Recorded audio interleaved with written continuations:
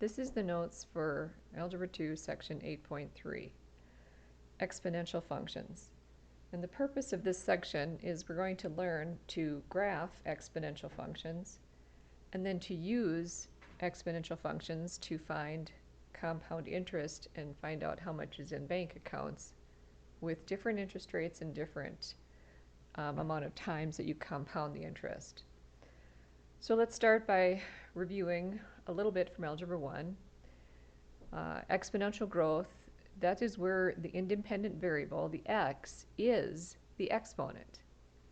And as you recall, we learned that exponential growth occurs much, much faster than linear growth. Our brains think linear. We have no trouble understanding what a linear growth is. If you're earning $20 a day, we understand 20, 40, 60, that growth is quite simple. But we often don't understand exponential growth. It happens so much faster.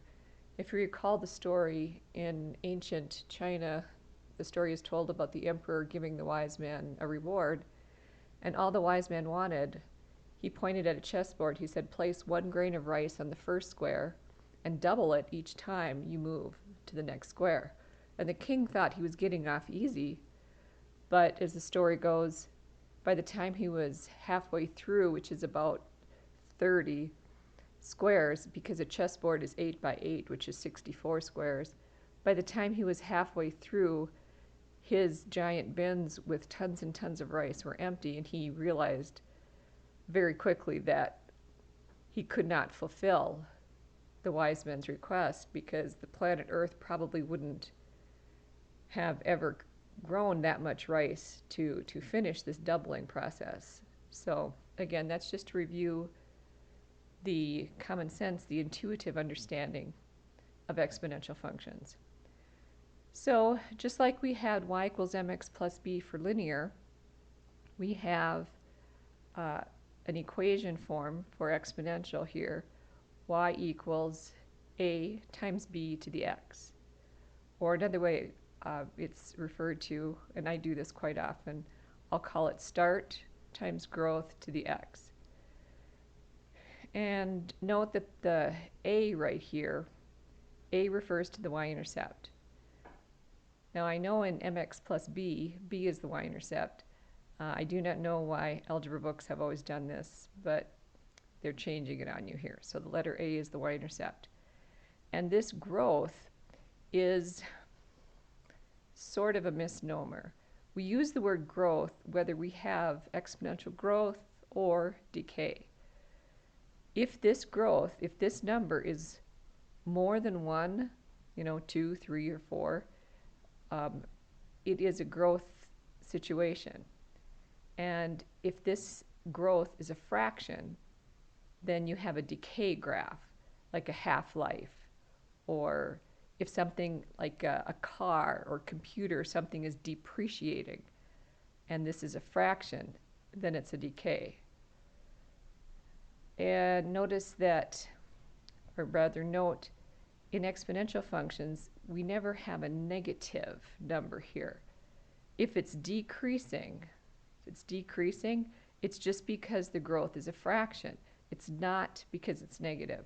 So that's one of the big differences between linear and exponential. All right, one more definition here before we start graphing. You need to know what an asymptote line is. And we've kind of talked about this earlier in class, but just to have it formally defined in our notes. An asymptote line is a line that your graph gets closer and closer and closer to, never crosses it. So we'll be seeing that now when we start graphing these exponential functions. So for this next part, you need to get a piece of graph paper, and on that graph paper it will be your notes. We're going to start with the parent equation of y equals 2 to the x. So put that on the first graph and write that equation down and graph it. And of course refer to the table on your calculator to help you graph these accurately. This also ties into the poster project that we did if you remember that. After you graph the parent equation, we're going to do these transformations. And I'm just going to kind of talk through them, and I'll write down the equations with you. You probably know a lot of these, but I do want you to take time to pause and make accurate graphs. So the first transformation is to go up 8 units, very similar to what we did with parabolas. And the equation for that, y equals 2 to the x, and then we're just adding a 3. So put that in your notes and graph that transformation. Likewise, number 2, going down 4 units, y would equal 2 to the x minus 4.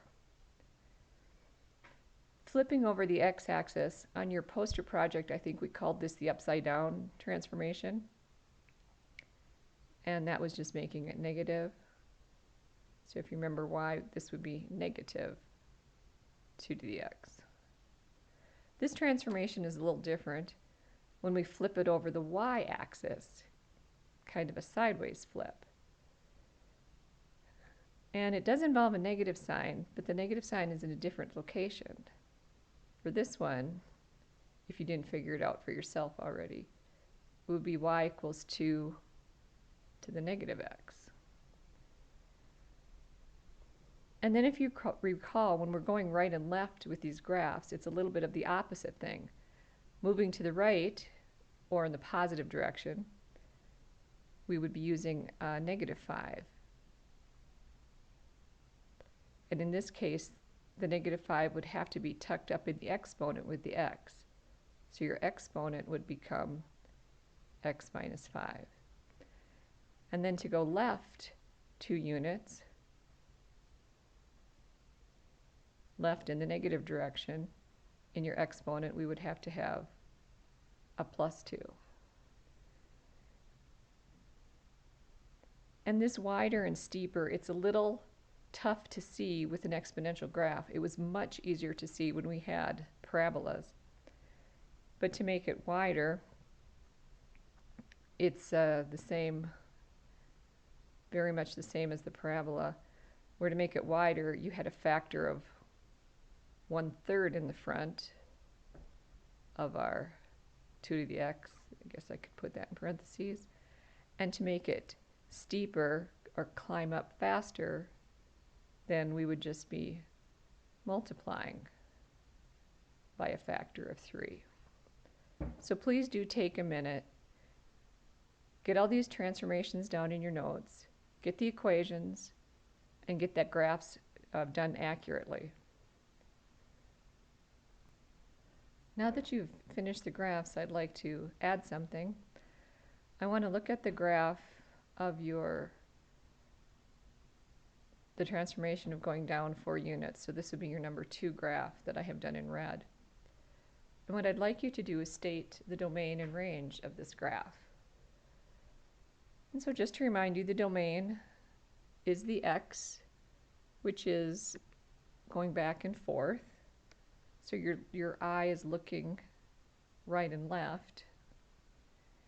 And as your eye scans back and forth this way, looking at this red line, it appears that this goes on forever in the negative direction, and it keeps getting wider and taller in the positive direction.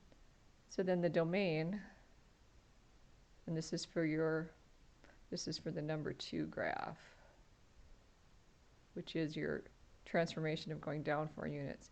The domain is all real numbers. The range, however, does have some limitations. It does not go past this horizontal line down here at -4. It gets closer and closer and closer to it, but it doesn't cross it. So then our range, we would say that y is greater than -4. It does not include -4, so it's greater than -4. And then you should be able to state the asymptote line for any of these graphs. So since we're looking at the second one, the down 4 units transformation, why don't we state the equation of the asymptote line for that graph?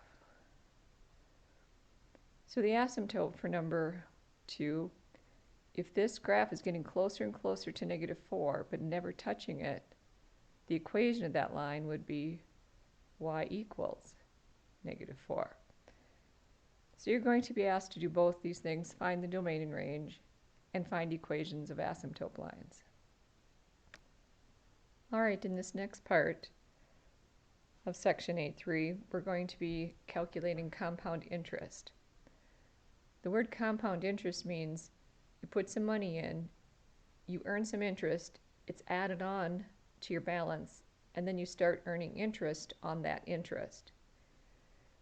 And the more often you compound it or calculate it, the more interest is added on and the faster it grows.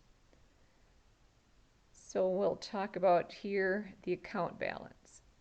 The balance in your account is calculated by taking this start money, the money that you deposit, multiplying it times the growth, and taking it to the x power, which is how many years or how many times you're compounding the interest.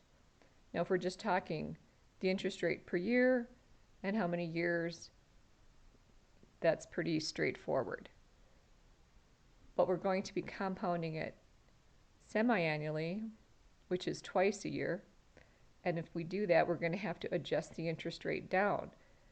Because if APR stands for the whole year interest rate, and we're compounding twice a year, we don't want the interest rate for the whole year. We only want it for the 6-month time period. So we'll be taking this interest rate and dividing it in half. If we're compounding quarterly, that would be 4 times a year. Again, we don't want the annual interest rate. We would take the rate and divide it by 4. Because we're compounding 4 times a year, we would only want it for that 3-month period. Or you could be asked to compound monthly.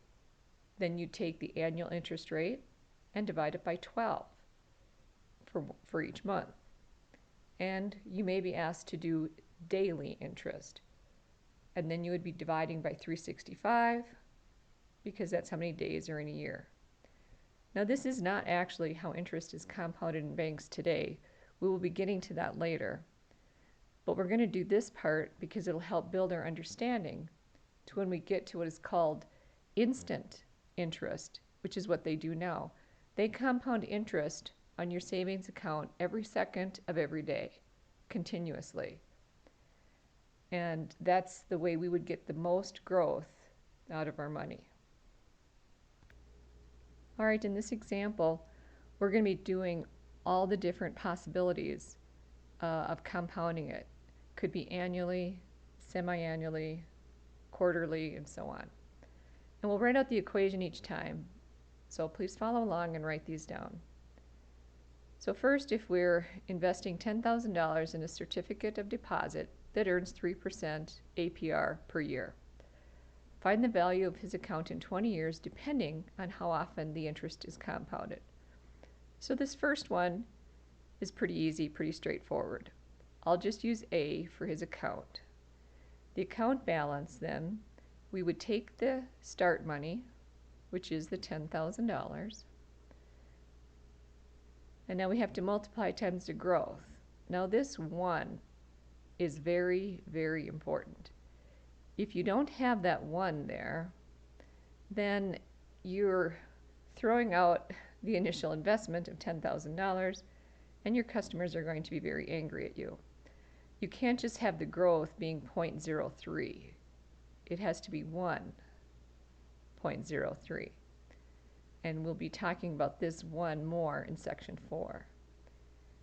And if we're compounding it annually for 20 years, the number of years is 20. So no adjustment was needed for the annual percentage rate or the number of times we're compounding. And then if you enter this into your calculator, You can enter it as it is, like this: 10,000 times 1.03 to the 20th power, because your calculator knows PEMDAS. Do not ever, ever, ever multiply these two numbers, hit enter for the answer, and then take it to the 20th power. That will give you a ridiculously large number.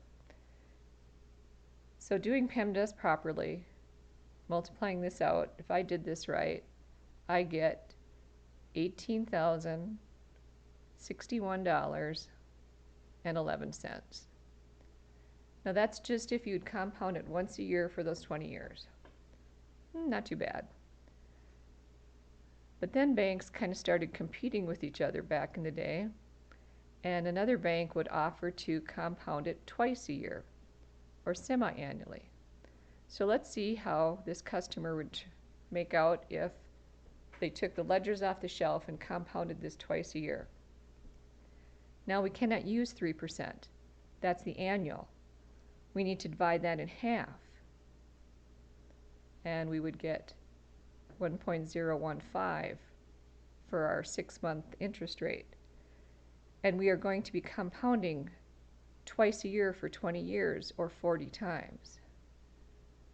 So in essence, what we've done is divided just this part of the interest rate.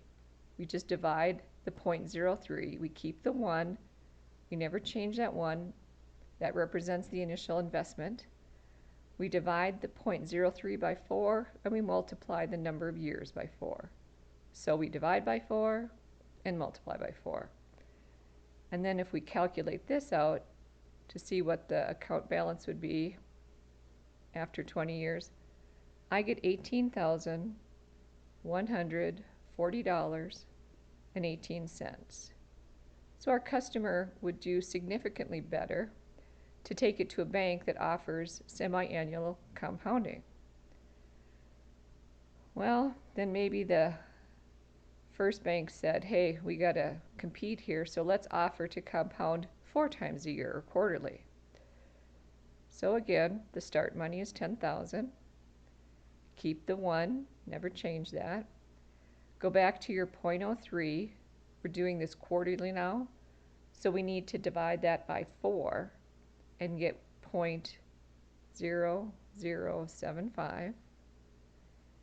And we're multiplying 4 times a year for 20 years, which would be 80 times we're compounding. And again, enter that into the calculator and see what the customer would end up after 20 years. And I get $18,180.44. Again, doing a little better. So a different bank wanting to compete is going to offer to compound this person's interest every month. So let's calculate this. $10,000 of start money times 1 point. Go back to our original 0.03, and we need to divide by 12 to get the monthly interest rate of 0.0025. Since we multiplied, or rather we divided by 12, now we have to multiply our exponent by 12, and we get 240 times that it's going to be compounded.